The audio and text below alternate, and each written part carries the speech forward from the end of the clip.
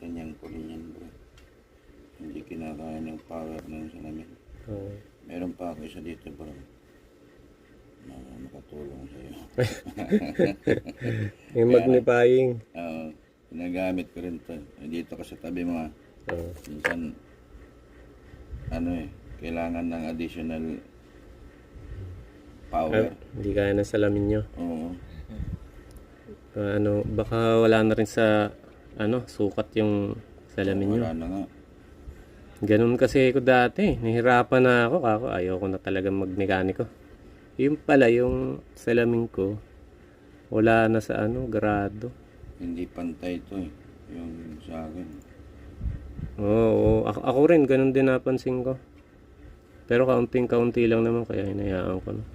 Kasi dati sa SM lang ako nabili. Reading glass lang kailangan ko eh. Hmm. Bumili ng